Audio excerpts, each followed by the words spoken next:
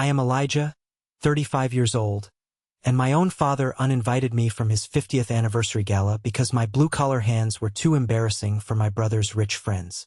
Before I tell you about how I canceled their entire $45,000 party and watched their fake empire crumble, let me know where you are watching from in the comments. The smell of raw cedar and sawdust is something that gets into your blood. I was standing in my woodshop on a Tuesday afternoon, running a thick slab of reclaimed oak through the planer. The roar of the machine filled the room, blocking out everything else. I love that sound. It is honest.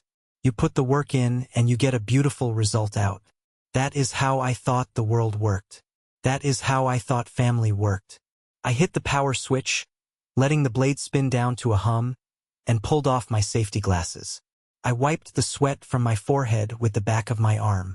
My hands were rough, covered in thick calluses, dirt permanently wedged under the nails. They were the hands of a contractor, a carpenter, a man who built things from the ground up. I was proud of them. My phone vibrated against the wooden workbench, rattling a box of screws. I picked it up, expecting a message from a supplier or maybe my business partner, Matthew. The screen lit up with a text from my father, Robert. A small smile touched my lips. Just yesterday, my mother had come to me, crying, saying the country club was going to cancel their massive 50th anniversary gala because the final payment fell through. She said my older brother, Carter, was tied up in big investments and his cash was locked.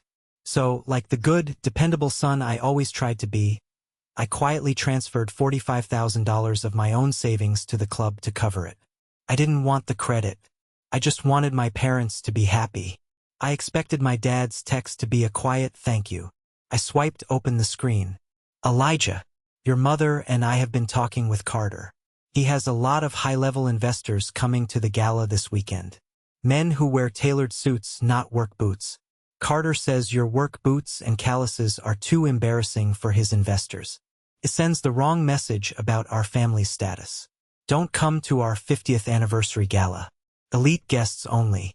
We will get dinner with you next month to celebrate quietly. Do not cause a scene about this. I read the words once, then twice, then a third time. The air in the woodshop suddenly felt too thin to breathe. My jaw locked so tight my teeth ached, and a sharp ringing started in my ears. I stared at the phone until the screen blurred. I had just paid for the very room they were banning me from.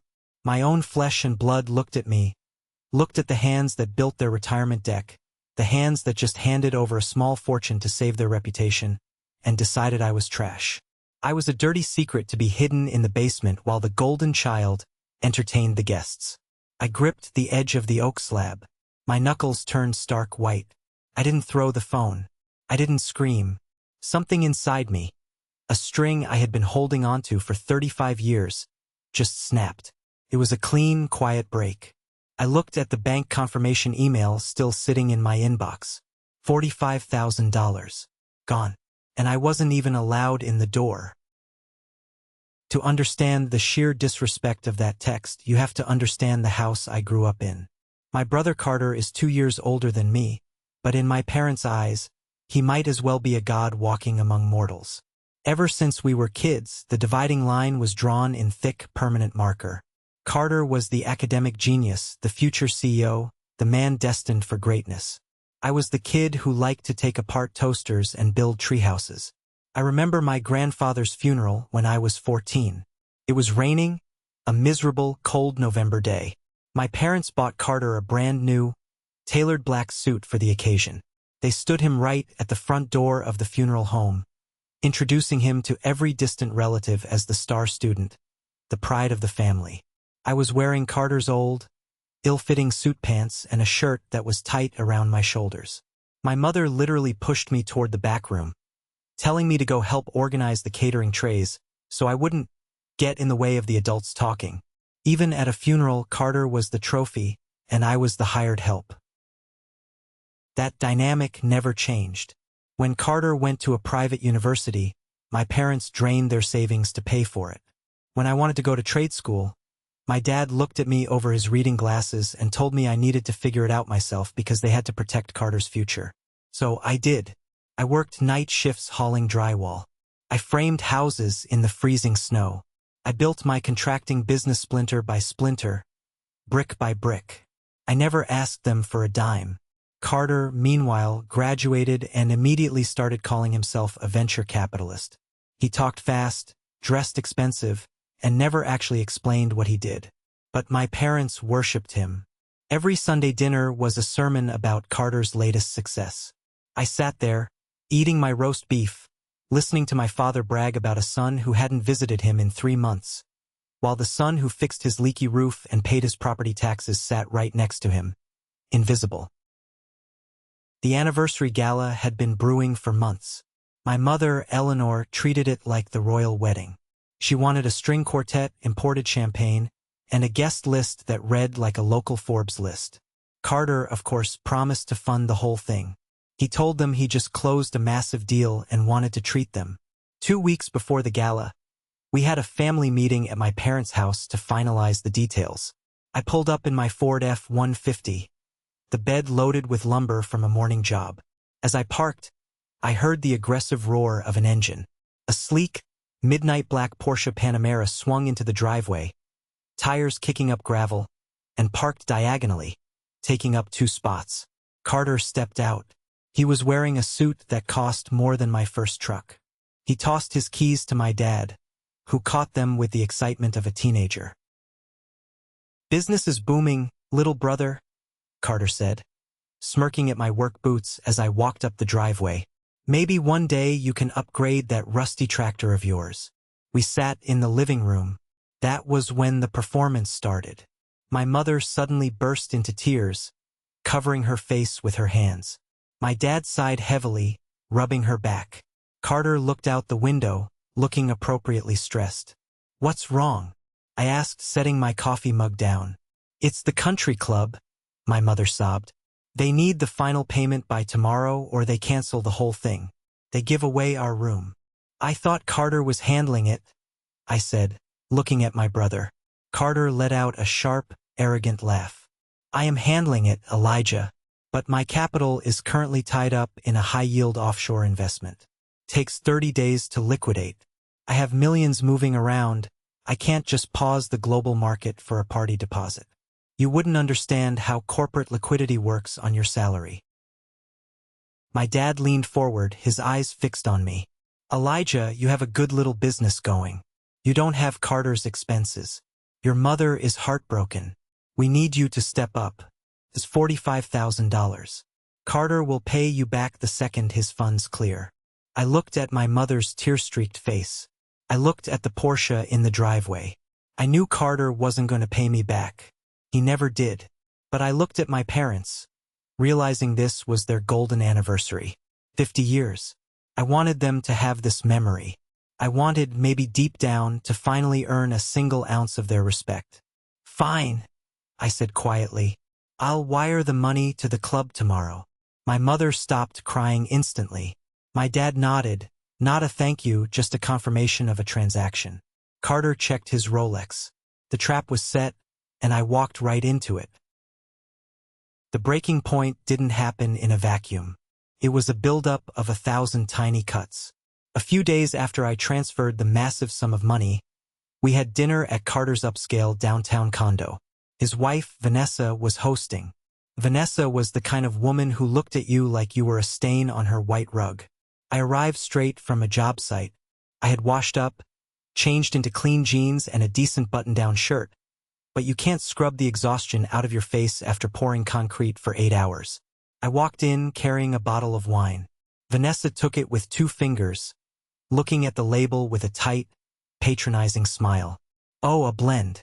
How quaint. We usually only drink imports, but I'll put it in the back of the cellar," she purred, turning away. Dinner was a masterclass in passive aggression. We sat at a long glass table. Carter spent the first 20 minutes talking about his new portfolio and how he was meeting with a billionaire tech investor named Nathan next week. My father hung onto every word like gospel. "It's about image, Dad," Carter said, swirling his wine. "Investors like Nathan, they don't just invest in companies.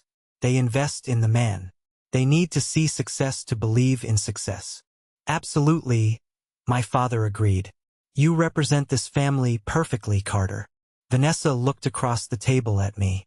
Elijah, your boots are tracking dust on the hardwood. I do wish you'd invest in some proper footwear. Or at least leave your work outside where it belongs. I set my fork down. The metal clinked loudly against the china plate.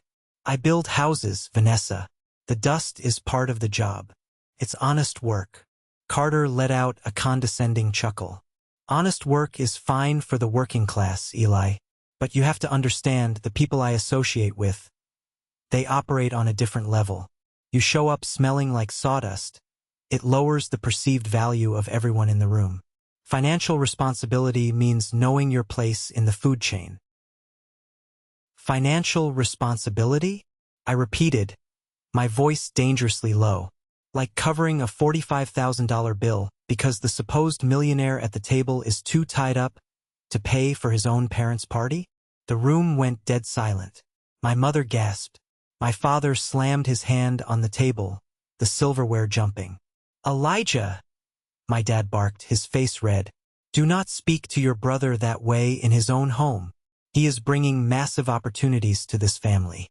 You should be grateful he even includes you in these dinners. That money was your duty to this family, not a weapon for your jealousy. I bit my tongue so hard I tasted copper. I looked at the four of them. They were a closed circle. I was the outsider financing their delusion.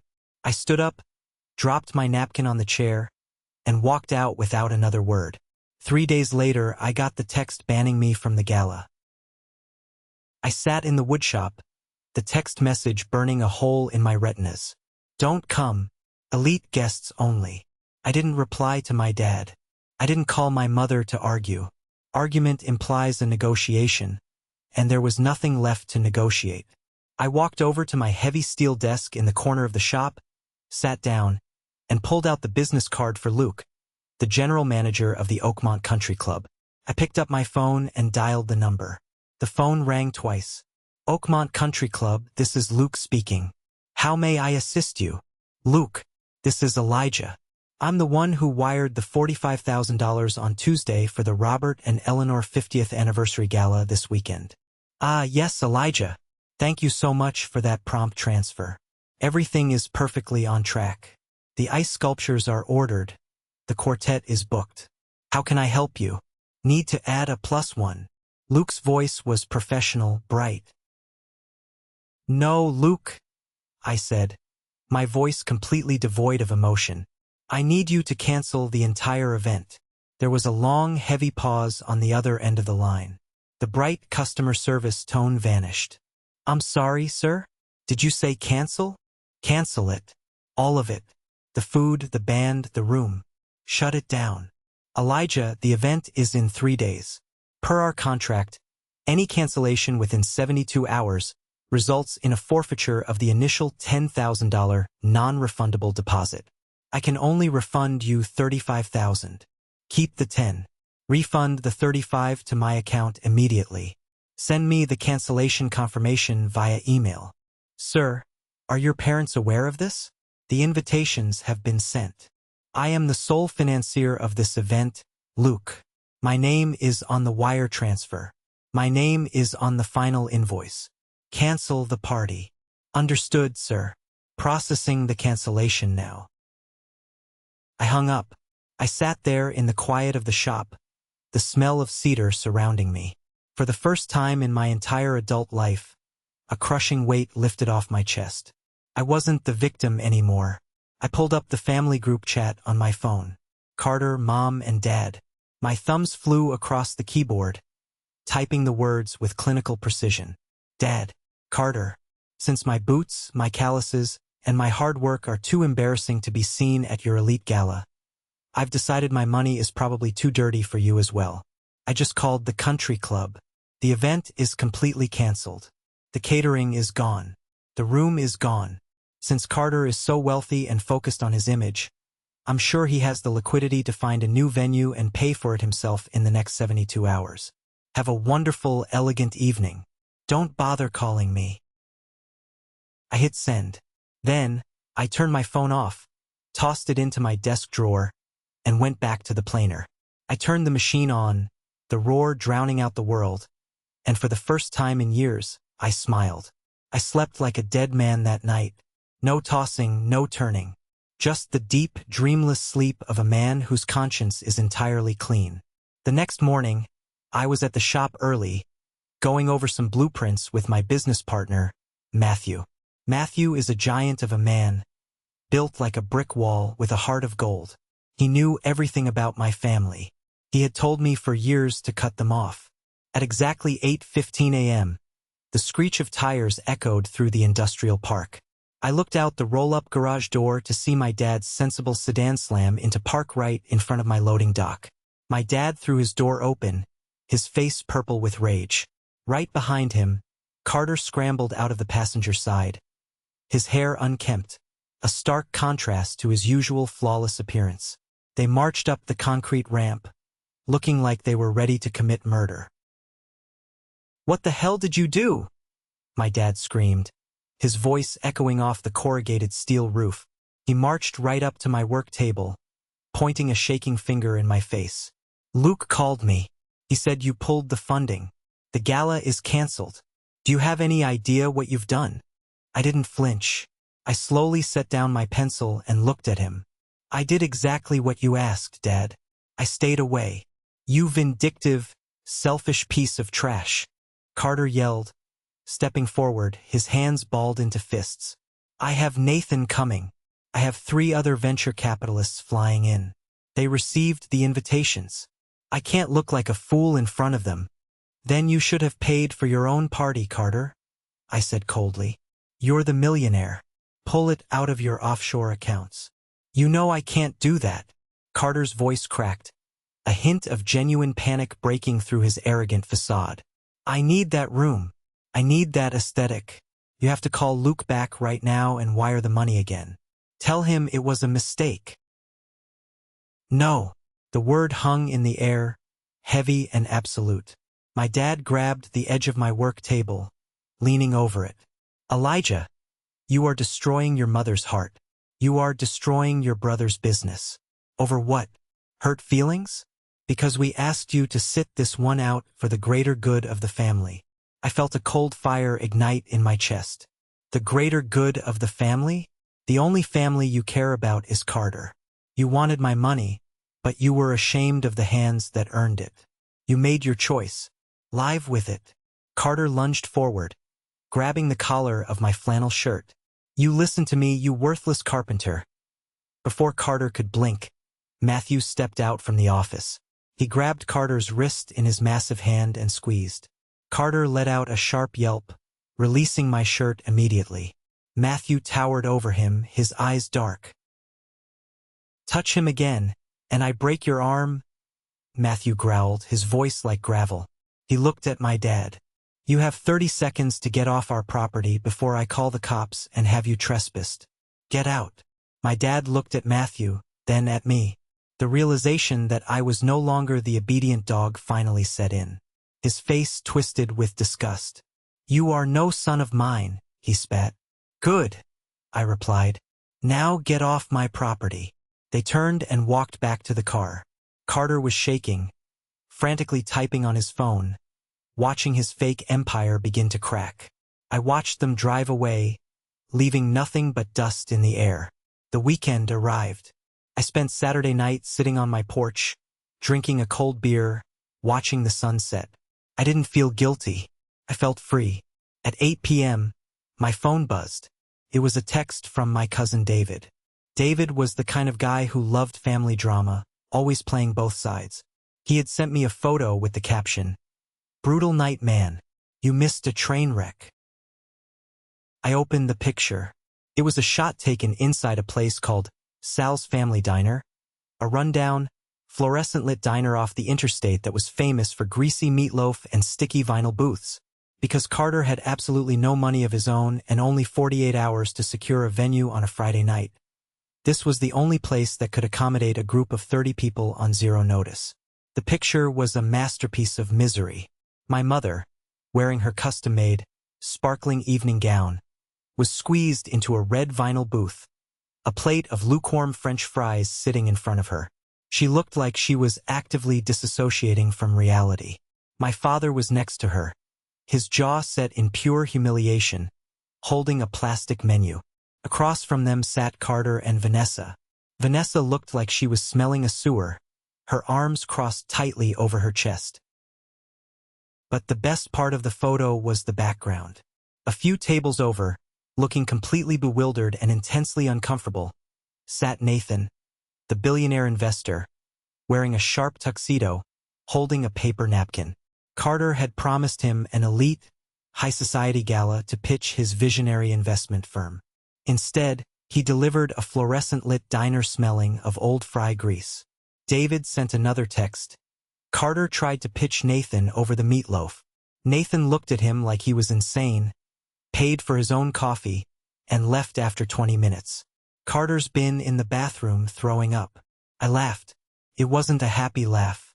It was a bitter, hollow sound that came from deep in my chest. For years, I had believed I was the broken one. I believed my lack of a college degree, my calluses, my dirt under the fingernails made me less than them.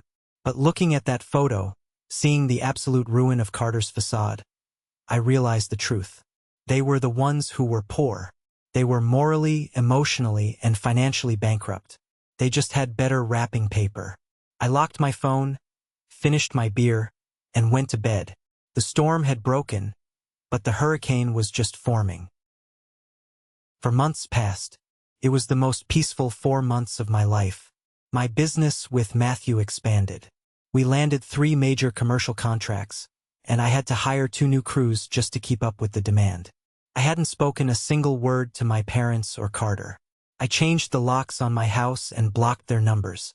But a small town has a way of talking. Whispers started reaching me through the grapevine. One afternoon, Matthew walked into the office, holding a stack of invoices, looking hesitant. "Eli, I ran into your aunt at the hardware store," Matthew said, leaning against the doorframe. "I don't care, Matt," I said without looking up from my laptop. "You might care about this." She said Carter's office downtown is empty. Landlord evicted him, and there are rumors floating around about custody. Sounds like Vanessa packed up her expensive bags and moved back in with her parents. I stopped typing. Custody. Vanessa leaving didn't surprise me. She married a bank account, not a man. If the account was dry, she was gone. But Carter losing his office? He always bragged about his 10-year lease in the financial district. 2 days later, the silence from my family was finally broken. My mother circumvented the block by showing up at my job site. I was standing on a second-story scaffold when I saw her park her car across the street. She looked terrible. The confident, arrogant woman who ordered me to pay for her party was gone. She looked frail, aged 10 years in 4 months. She stood by the chain-link fence, waiting for me to come down. I almost didn't, but curiosity is a dangerous thing. I climbed down the ladder and walked over to the fence, not opening the gate. "What do you want, Mom?" "Elijah," she whispered, her hands gripping the chain link. Her eyes were red. "Please, I need your help. Carter is in a little bit of trouble. A misunderstanding with some of his investments. He needs a bridge loan. Just $100,000 to cover some legal fees and keep his house. Vanessa filed for divorce. She's threatening to take full custody of the kids if he loses the house. You have money, Elijah. I see your new trucks. Please, you have to save your brother." I stared at her. Even now, standing in the dirt at my job site, she wasn't asking how I was. She wasn't apologizing. She was begging me to bleed myself dry to save the golden child. "No," I said simply. "Elijah, have you no heart? He is your blood. My blood told me I was too embarrassing to be seen with. Go ask his rich friends for a loan." I turned my back and walked away. But as I walked, my mind raced. $100,000 in legal fees? A bridge loan? Carter wasn't just having a bad quarter. He was drowning. I needed to know exactly how deep the water was. I picked up my phone and called Wyatt. Wyatt was a sharp, ruthless financial lawyer I kept on retainer for my business. We had become good friends over the years. I met him at his office the next morning. I sat in the leather chair, explaining the situation, asking him to look into Carter's public financial records. "I just want to know what I'm dealing with," I told Wyatt. "My mother is desperate," which means Carter has exhausted every other option. Wyatt cracked his knuckles and turned to his computer. It didn't take him long. The house of cards was so flimsy a slight breeze could have knocked it down. "Elijah," Wyatt said, his brow furrowed as he read the screen. "Your brother isn't an investor. He's a fraud." "Explain," I said, leaning forward. Wyatt turned the monitor toward me. "Carter doesn't have a venture capital firm. He set up an LLC 3 years ago, but he has 0 registered assets. No clients. No portfolio. He's been living entirely on debt. Massive, crushing debt. That Porsche he drives. Yeah, he bought it in cash," he said. "He leased it under the LLC, and it's currently 3 months behind on payments. It's flagged for repossession," Wyatt said grimly. "But that's not the worst part. Look at this property record." He pointed to a document on the screen. It was the deed to my parents' house. The house they had owned outright for 20 years. 6 months ago, a second mortgage was taken out on your parents' home for $300,000. The signatory on the loan is your father, but the funds were transferred directly into Carter's LLC. The air left my lungs. The college fund my parents bragged about setting up for Carter's kids? Gone. Their retirement? Gone. Carter had convinced my dad to leverage his childhood home to fund his fake millionaire lifestyle, to pay for the leased Porsche, the expensive suits, and the downtown office. And when that money ran out, they tried to squeeze me for the $45,000 to keep the illusion alive just a little longer. "There's more," Wyatt said softly. "Carter is currently being investigated for wire fraud. He took money from a few amateur investors and used it to pay his personal credit cards. That's why he needs a lawyer. He's looking at prison time." I sat back in the chair, staring at the ceiling. The sheer scale of the lie was breathtaking. My father had mortgaged his entire life to protect a phantom. He looked at my honest, hard-earned money with disgust, while he handed the keys to his house to a criminal. The anger I felt wasn't hot anymore. It was absolute freezing cold. "Wyatt," I said, my voice steady. "Carter is hosting an investor pitch dinner tomorrow night at the Westin Hotel. I heard from a cousin. He's trying to rope in some fresh victims to pay off his legal fees before the feds close in." "What are you going to do?" Wyatt asked. "I'm going to put on a suit," I said. "And I'm going to attend." The Westin Hotel was the kind of place that smelled of expensive cigar smoke and old money. The exact kind of place Carter used to trap his victims. He relied on the aesthetic of wealth to blind people to the reality of his bank accounts. I stood outside the heavy oak doors of the private dining room, adjusting the cuffs of my dark gray suit. I rarely wore suits, but when I did, I wore them well. Matthew stood next to me, wearing a tailored navy suit that barely contained his massive shoulders. He held a thick manila folder Wyatt had prepared for us. "You ready for this, Eli?" Matthew asked, his voice a low rumble. "I've been ready my whole life," I replied. I pushed the doors open. The room was bathed in soft, amber light. About 15 people stood around, holding crystal glasses of champagne, chatting in hushed tones. At the center of the room, looking desperate and sweating slightly through his designer suit, was Carter. Standing next to him, trying to project an air of aristocratic confidence, was my father, Robert. They were currently cornering Nathan, the same billionaire investor from the diner disaster, desperately trying to pitch him a new, revolutionary tech portfolio. The moment the doors clicked shut behind us, the room went quiet. Heads turned. Carter's eyes locked onto mine, and all the blood instantly drained from his face. He looked like he had just seen a ghost. My father's eyes widened in shock, his jaw dropping slightly. I walked slowly across the plush carpet, Matthew a silent mountain beside me. I didn't look at the floor. I didn't shrink. I walked with the confidence of a man who owned everything he wore and owed nothing to anyone. "Elijah," Carter hissed under his breath as I approached, his eyes darting nervously toward Nathan. "What the hell are you doing here?" You are trespassing. Get out before I call security. My father stepped in front of Carter, puffing out his chest. You have a lot of nerve showing your face here, boy. This is a private event for high-net-worth individuals, not a construction site. Leave now. I ignored them both. I turned my attention directly to Nathan. The older billionaire had silver hair and sharp, intelligent eyes that missed nothing. He looked at me, tilting his head slightly, a spark of recognition flashing in his eyes. "Excuse me," Nathan said, stepping past my father. "Do I know you? You look incredibly familiar." "You do, Mr. Nathan," I said, extending a firm, calloused hand. "Elijah.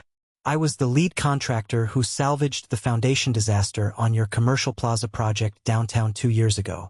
We spoke on site a few times." Nathan's face lit up. He shook my hand vigorously. "Elijah, the miracle worker. Of course I remember.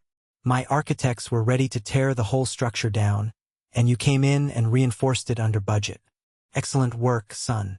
I didn't know you were in the venture capital game." "I'm not," I said, smiling politely. "I deal in concrete, steel, and honesty. 3 things that are severely lacking in this room tonight." Carter panicked. "Nathan, please excuse my brother. He's disgruntled. He has some mental health issues we are trying to manage privately." "Shut up, Carter," I said, my voice cutting through the room like a whip. I turned back to Nathan. "Mr. Nathan, my brother invited you here to ask for your money. Before you give him a single dime, I think you should see his true portfolio." I snapped my fingers. Matthew stepped forward and handed the manila folder directly to Nathan. "Elijah, stop!" my father yelled, grabbing my arm. I ripped my arm out of his grasp so violently, he stumbled backward into a cocktail table, glasses clattering. Nathan opened the folder. The room held its collective breath. I watched Nathan's eyes scan the documents Wyatt had compiled. The lease default on the Porsche. The massive second mortgage on my parents' home. The pending wire fraud investigation. The complete lack of any registered business assets. As Nathan read, his expression morphed from polite curiosity to absolute, freezing disgust. Carter was trembling violently. "Nathan, those are fake. He's trying to ruin me because he's jealous. He's just a dirty carpenter." Nathan slowly closed the folder. He looked at Carter as if he were looking at a cockroach. "A dirty carpenter who actually builds things that stand," Nathan said, his voice dripping with venom. "Unlike you, Carter. You build nothing. You are a parasite in a cheap suit." Nathan turned to the rest of the room, raising his voice. "Ladies and gentlemen, I suggest you hold onto your wallets. The man hosting us tonight doesn't even own the car he drove here in. He is under investigation for fraud, and he has mortgaged his own parents' home to pay for his champagne." Gasps erupted around the room. Investors immediately started setting their drinks down and heading for the door. The illusion shattered into a million pieces. Carter lunged at me, screaming, "You ruined my life." Matthew simply stepped in front of me and shoved Carter hard in the chest. Carter flew backward, crashing into the buffet table, sending a silver tray of appetizers crashing to the floor. My father stood frozen, his eyes wide, staring at the documents scattered on the floor. "The mortgage," my dad whispered, looking at Carter. "You told me the mortgage was just a technicality. A temporary hold to secure the offshore funds." "There are no offshore funds, Dad," I said, my voice echoing in the emptying room. "There never were. He didn't just steal from these people. He stole your retirement. He stole the house you built. And you let him do it because he wore a tie and I wore work boots." My father fell to his knees, gripping his chest, the reality of his absolute ruin finally crashing down on him. Carter lay on the floor among the ruined food, sobbing like a child, the golden boy finally exposed as a fraud.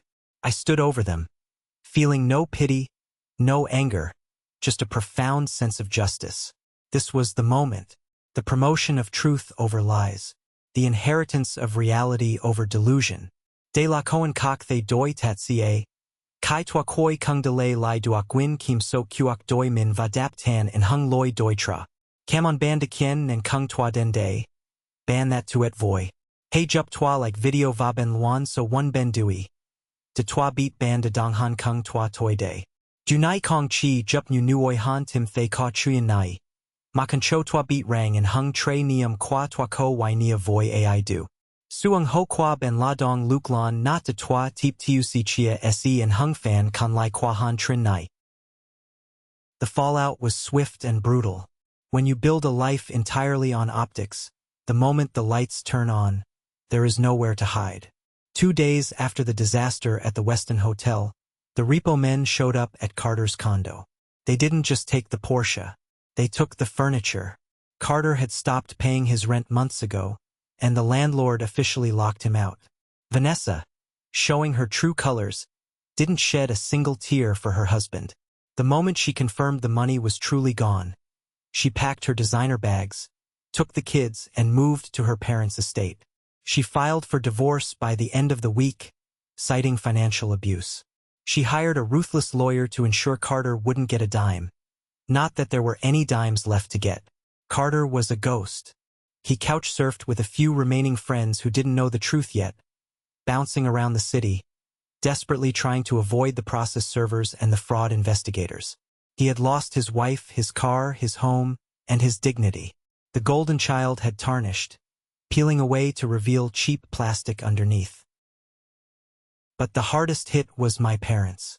The bank didn't care about their tears or their excuses. A loan is a loan, and my father had signed the papers, willingly handing over the deed to their home to fund Carter's delusions. The foreclosure notice arrived pinned to their front door.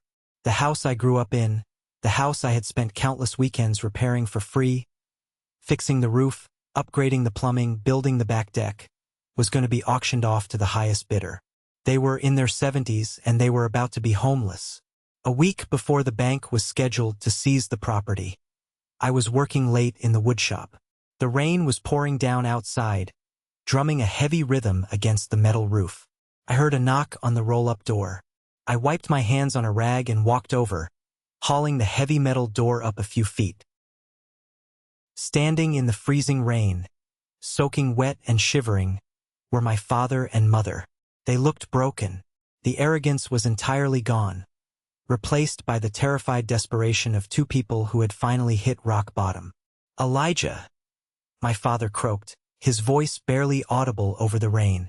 "Please, can we come in?" I didn't move. I stood in the warm, dry light of my shop, looking out at them in the dark. "What do you want, Robert?" I didn't call him Dad. My mother started to weep, water and tears streaming down her wrinkled face. "The bank is taking the house, Eli. They are taking everything. We have nowhere to go. Carter won't answer our calls. We have no savings. We need you to pay off the second mortgage. Please, you are our son. You can't let us sleep on the street." I stared at them. They stood there, begging the son they had discarded, asking me to bleed my own business dry to pay off the debts of the son they adored. "The second mortgage is $300,000, I said, my voice flat. "I am not paying it." "Elijah, please," my father begged, falling to his knees in the puddles outside my door. "We made a mistake. We were blind. We know that now. You are a good man, a successful man. You have the money. I have the money because I worked for it," I said, looking down at him. "Because I built something real. You chose your investment, Robert. You chose Carter. You looked at my hands, my work boots, and you told me I was too embarrassing to sit at your table. You told me my $45,000 was just my duty to serve my betters. You gambled your entire life on a lie because you liked the way the lie looked in a tailored suit. We are your parents," my mother screamed, clutching her chest. "How can you be so cruel?" "I'm not being cruel," I said softly, the anger finally burning out, leaving only a cold, hard truth. "I am just respecting the boundaries you established. You wanted elite guests only. I am just a carpenter. I can't help you." I reached down and grabbed the handle of the metal door. My father reached out, his hands shaking, trying to grab my boot. "Eli, Please, don't do this. I looked at him one last time. Ask the golden boy for a bridge loan. I pulled the door down. It hit the concrete with a heavy, final thud, locking from the inside. The rain outside was loud, but the silence inside my shop was absolute. I walked back to my workbench, picked up my tools, and went back to work. 2 years is a strange measure of time. When you are trapped in a nightmare, 2 years can feel like an eternity of holding your breath. But when you finally break the chains, when you finally step out into the sunlight and breathe clean air, 2 years pass in the blink of an eye. That is exactly what happened to me. The day I pulled down the metal door of my woodshop, leaving my parents standing in the freezing rain, was the day my real life began. I did not lose my family that night.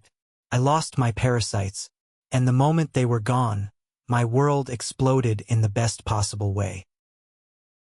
Nathan, the billionaire investor who had witnessed Carter's spectacular downfall at the Westin Hotel, turned out to be a man of his word. He respected builders. He respected men who got their hands dirty and delivered actual results instead of empty promises. A month after the hotel incident, Nathan called my office. He wasn't looking for venture capital. He had just purchased a massive, dilapidated historic building in the heart of the city's financial district. He wanted to gut it and turn it into a state-of-the-art corporate headquarters for his firm. And he wanted me and Matthew to be the lead contractors for the entire project. It was the biggest contract of my life. It was the kind of job that takes a mid-level local business and catapults it into the major leagues. Matthew and I didn't hesitate. We hired 3 more full crews. We bought a fleet of brand new trucks. We worked 14-hour days, managing blueprints, coordinating specialized subcontractors, and swinging hammers ourselves when the schedule got tight. I poured every ounce of the anger and betrayal I had carried for 35 years into that building. I reinforced the foundations. I built custom mahogany conference tables with my own 2 hands.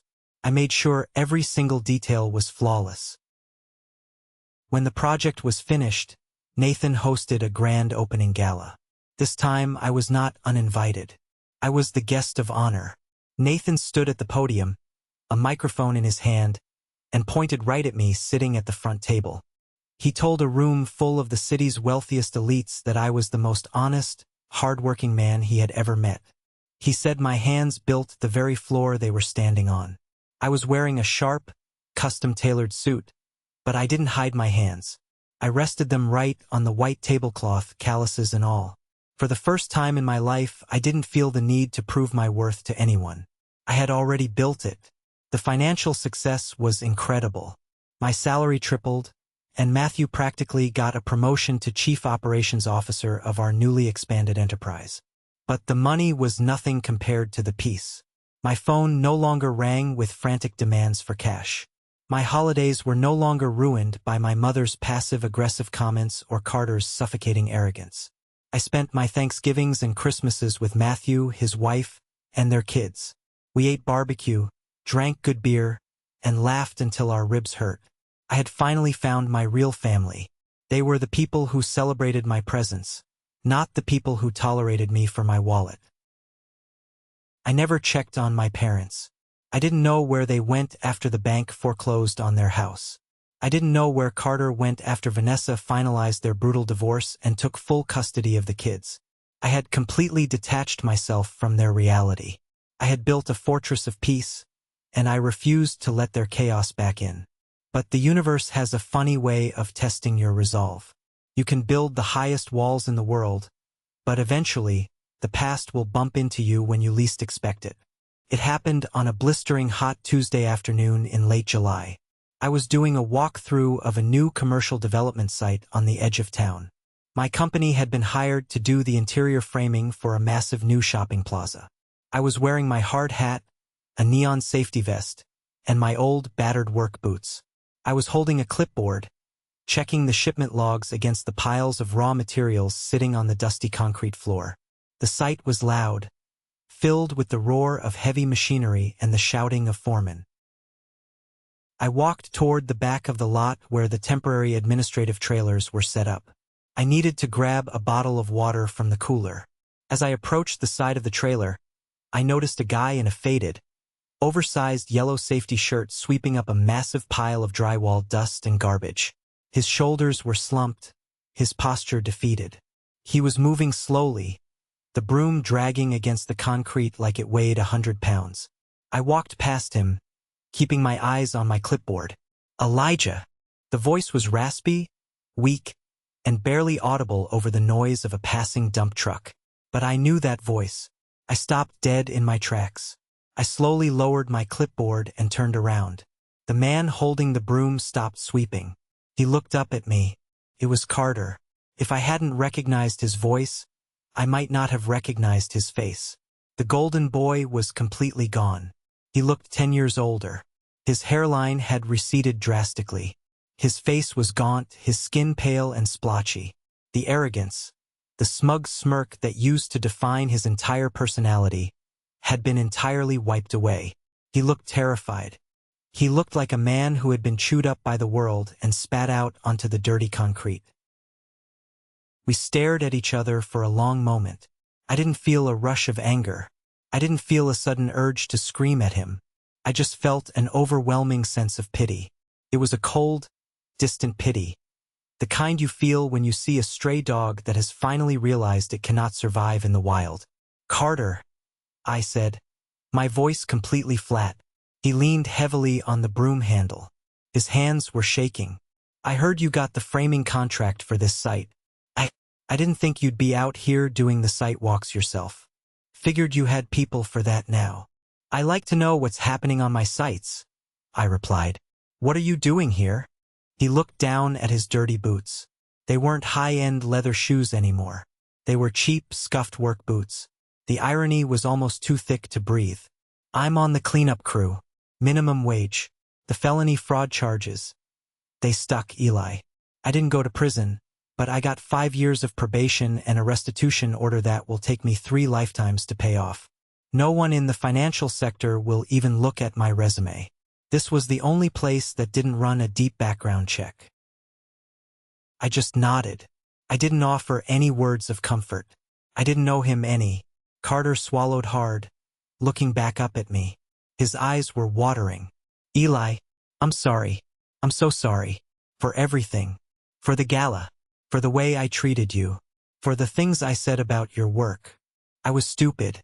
I was trying to hold on to an image, and I lost my mind. I lost everything. Vanessa took the kids. I live in a studio apartment above a bowling alley. Please, Eli. I'm your brother. Can you help me?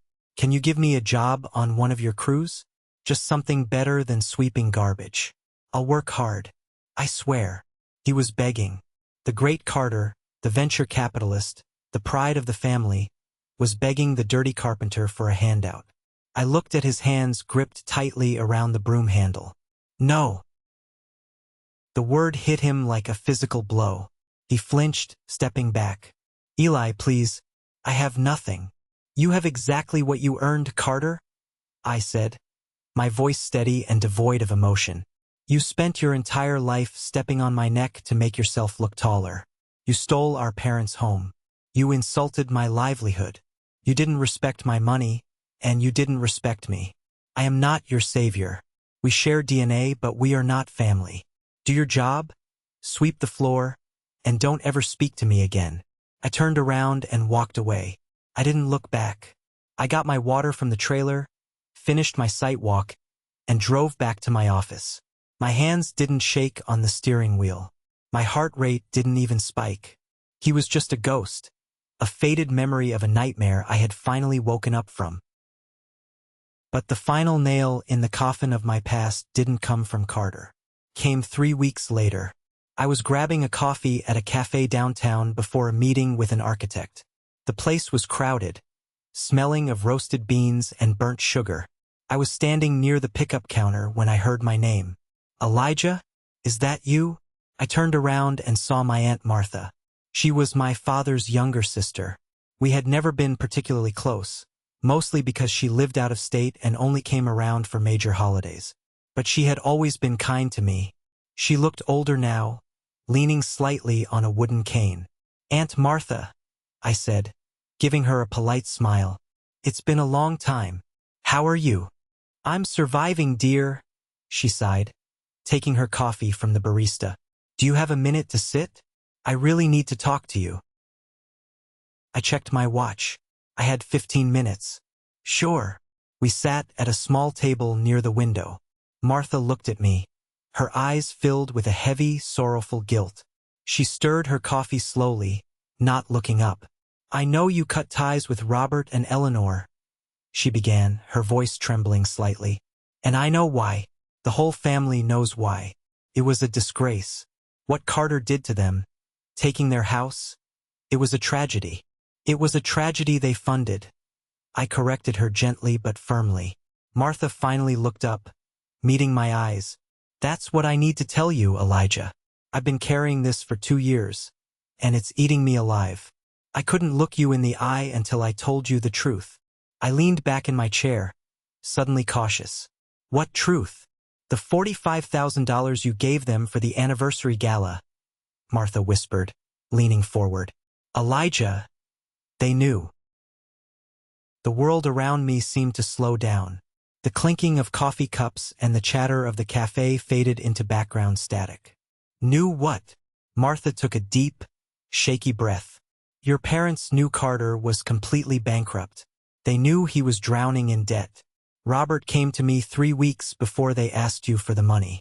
He begged me for a loan to help Carter pay off a threatening creditor. I told him I didn't have it. Robert told me that Carter had this big investor named Nathan coming to the gala, and if they could just put on a show, if they could just make Nathan believe Carter was successful, Nathan would invest millions and save them all. My blood ran completely cold. They didn't ask you for the money because Carter's funds were temporarily tied up, Martha continued, a tear slipping down her cheek. They knew he had nothing. They deliberately conspired to take your savings, knowing you would never see a dime of it back, just to fund a theatrical performance to trap an investor. And then, when Carter threw a fit because he thought your appearance would ruin the illusion of extreme wealth, your parents agreed to ban you. They took your money to save their golden child, and they threw you out like garbage to protect the lie. I sat perfectly still. The coffee in front of me stopped steaming. For years, I had believed that my parents were just foolishly blind. I believed they were victims of Carter's manipulation, even if they enabled it. I thought they were just arrogant and misguided. But this wasn't blindness. This was calculated malice. My own father and mother sat in their living room, looked at the calluses on my hands, and plotted to drain my bank account to fund a criminal enterprise for the son they loved more. I'm so sorry, Elijah, Martha cried softly. I should have warned you. I was just so scared of Robert. Please forgive me. I looked at my aunt. I didn't feel angry. The anger had burned out long ago. I just felt a profound, chilling clarity. The last tiny, microscopic thread of guilt I had carried for not saving their house snapped and dissolved into dust. There's nothing to forgive, Aunt Martha, I said softly, standing up from the table. You just gave me the greatest gift anyone could ever give me. You gave me absolute closure. I walked out of the cafe and stepped into the bright, blinding sunlight of the city. I took a deep breath. The air had never tasted so sweet. I am sitting in my office now. It is a massive corner office on the top floor of the new headquarters Matthew and I built. The walls are lined with custom oak panels. Out the window, I can see the skyline of the city, a city that my company is actively helping to shape and build.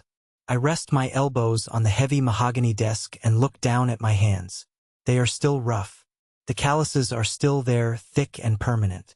The dirt is gone, scrubbed away by success, but the map of my hard work is forever etched into my skin. I am fiercely proud of these hands. Sometimes, late at night, I think about that $45,000. For a long time, right after the gala blew up, I thought of it as a massive theft. I thought of it as a brutal loss, a physical manifestation of my family's betrayal.